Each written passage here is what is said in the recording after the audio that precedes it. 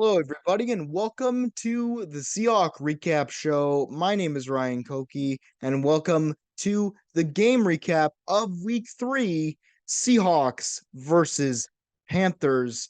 And oh my God, we finally got a win at home. Wow. And this was a very good win. I'm so excited about this. And how are we feeling, Seahawks fans? It's finally good to win at home, eh? Finally, we did it. And hopefully we can build off this momentum. Now we're 2-1, so we'll see what happens. But before we get into the video of the recap, let me get through a few things. If you like this video, please consider giving it a like, as it really helps out the channel more than you know. And if you really liked it and would like to see any more future content from me, please consider subscribing, as you will not want to miss out on any future uploads. And the last thing, if you could please share this with any of your Seahawks buddies or just anybody who likes football in general, that would be greatly appreciated so that we could build a nice little community here, because that gets more views to the channel and that really helps me out in the long run. Anyways, enough of me rambling. Let's get in to week 3, Seahawks versus Panthers. And this was a very entertaining game.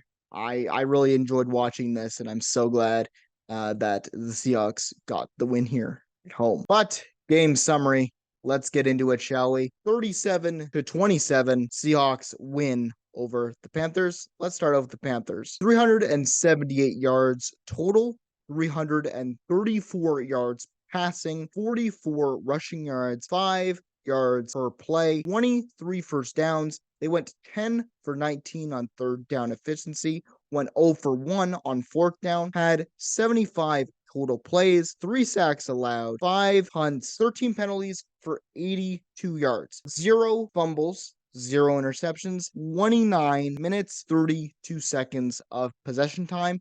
But then you got the Seahawks, 425 total yards, 279 passing yards, 146 rushing yards, 6 yards per play, 27 first downs, went a woeful 3 for 13 on third down. And I will talk about that later, believe me. But they went 1 for 1 on fourth down. Like to see that from Pete Carroll. I wish he would do it more, because I just like the aggressiveness. But they had 71 total plays, 2 sacks allowed, 2 punts, and they had 8 penalties for 82 yards, 0 fumbles, 1 interception thrown by Geno Smith, and they had 30 minutes and 28 seconds of possession time. Let's get to Ryan's focus players, shall we? Geno Smith, 23 for 36, had 296 yards, 1 touchdown, 1 interception. Overall, just a nice stat line from Geno Smith. The pressure, man. He can evade pressure. And I really like that. He wants to beat people with his arm in the pocket, but when he needs to move, he'll move and he'll find open receivers on the move. I really like that. He's very quick with it, with the ball in his hands, and I like that he can get it out quick so that the offensive line doesn't have to fight for their lives and trying to protect the quarterback. Let's get to Kenneth Walker, man. What a beast. What a beast. 18 carries, 97 yards, 5.4 yards per attempt, and 2 touchdowns. And this is a much better showing from Kenneth Walker as opposed to the Lions game, man. He's finally getting back to where we expect him to kind of be. I really enjoyed watching him in this game. And man, he's just such a great player. But let's get to another great player. DK Metcalf, man, 6 receptions, 112 yards, 18.7 yards per reception, and 0 touchdowns. Just again, he can make plays, man. Big body receiver, is dependable, can make those aggressive catches when he's needed, and he's going to become a big, dependable target for Geno Smith, and already has throughout his time in Seattle. So keep it up, DK. I really like to see it. But let's get to the Panthers. Andy Dalton, man. What's going on with him, man? Back up for the Carolina Panthers. No Bryce Young in this game. He went 34 for 58. That is a insane stat line. He's thrown the ball 58 times in this game. That's his best he's ever done. That's his personal best. And he had 361 yards, 2 touchdowns, no interceptions. Just great from Andy Dalton. And he knows his role in Carolina.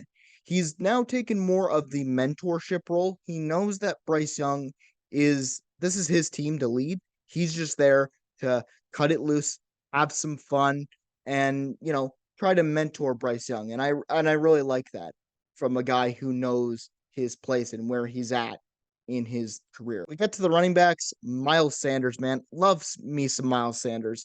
Loved him in the Eagles uniform. Love him here with the Panthers. 9 carries, 24 yards, 2.7 yards per carry, and 1 touchdown. The Seahawks defense, my God, Miles Sanders is a great player. He's exceptional.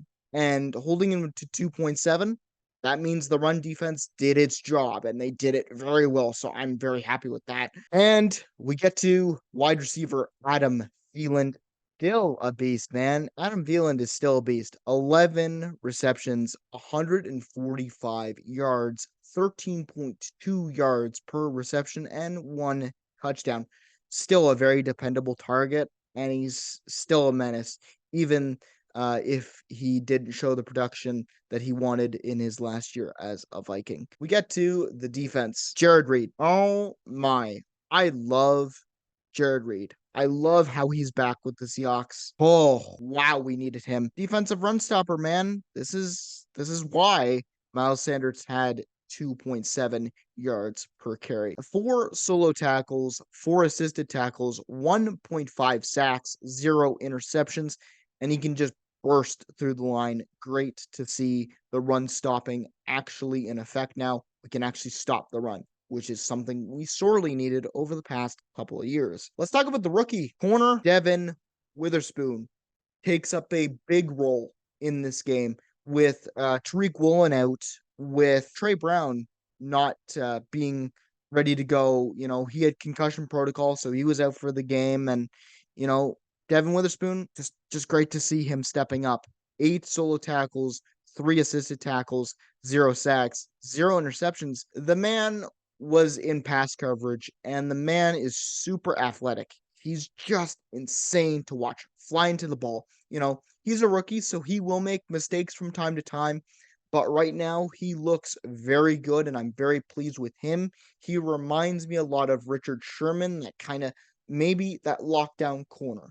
Maybe he can reach that potential. I believe in him. He is a top 5 pick for a reason, and this is why. He's hyper aggressive, can get in people's faces without causing unnecessary penalties, and that's just nice to see from a corner that is young.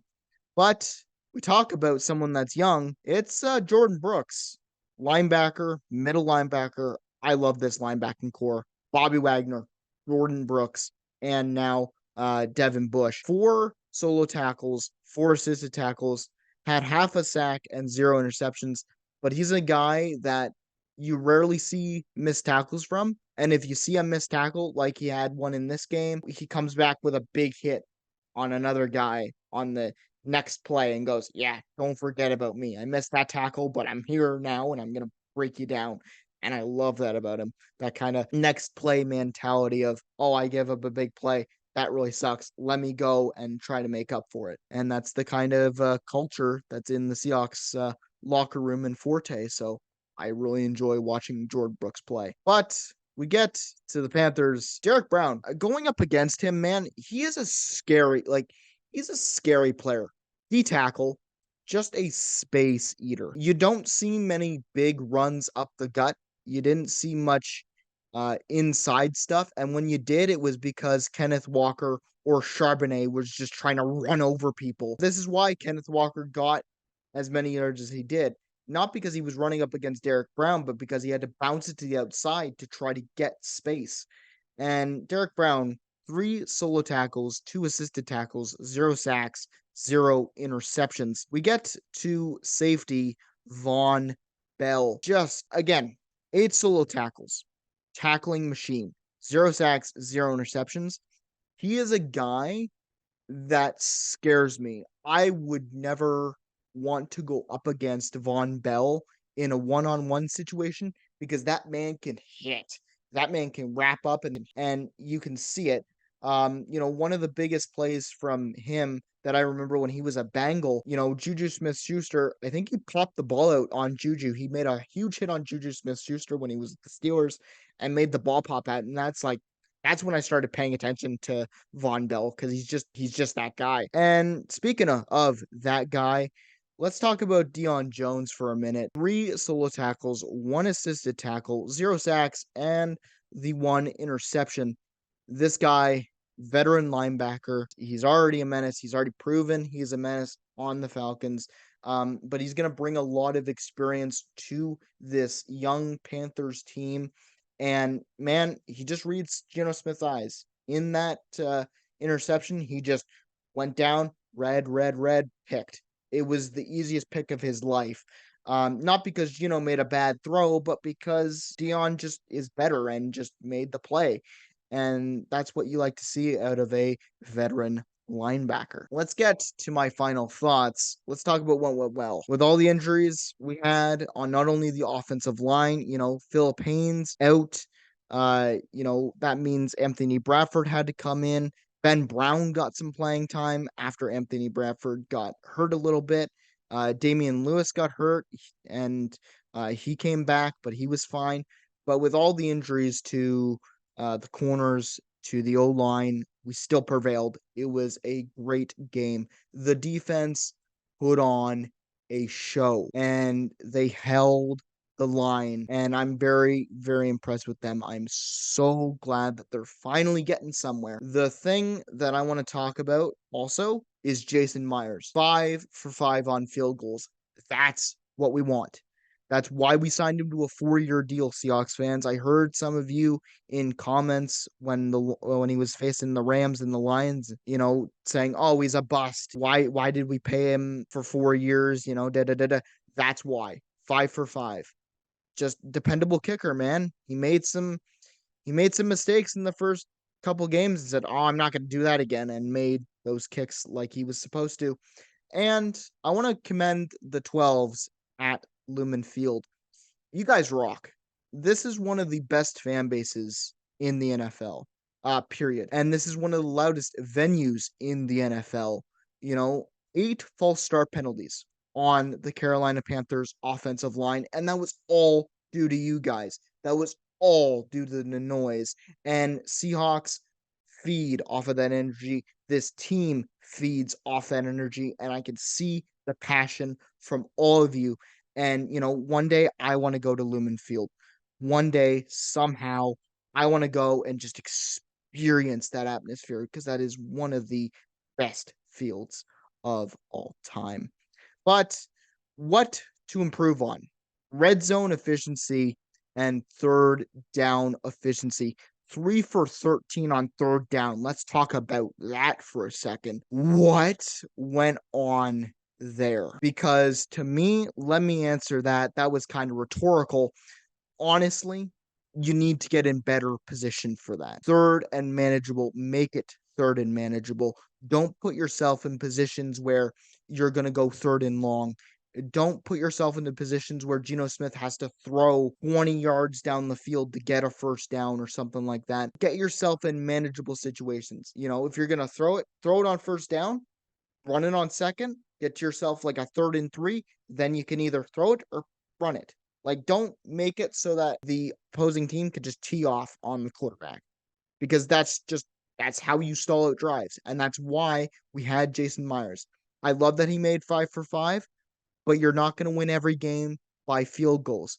This defense put on a very big show. And if the defense didn't show up that game, we were cooked. We would have lost that game. So we need 6 points. Red zone efficiency, also a big problem. That's why we had all those field goals. Points are great, but you want 6s. We need to fix that. We need to make sure that we don't stall out drives like that in the red zone. Anyways, get to my final thoughts. We got to give props to the Carolina Panthers. because they're trying really hard to turn things around with their franchise and instill a culture in that team. As for the Seahawks, guys, great win. Freaking phenomenal win. Let's keep building off this momentum and challenge for the NFC West. Oh my God, please. That would make my day. Next up, next up is MetLife. Let's go in to next week on Monday and kick the Giants out of MetLife. I want to see you guys perform at one of the highest levels because I know you guys can do it. You've shown that over the past 2 weeks. It's us against the world mentality, man. Next man up. Don't care if there's injuries. Next man up needs to improve. Make sure you do this because man, injuries happen. You just got to deal with them. All right? So, anyways, I hope you enjoyed the game, Seahawks fans, because I certainly did. And this is Ryan Koki for the Seahawks Recap Show signing off. I will see you on Saturday for News of the Week, episode number 8. And I will see you for week 4 versus the Giants at MetLife on Monday, October 2nd. Hope to see you there. This is Ryan Koki of the Seahawks Recap Show signing off. Go, Hawks, go.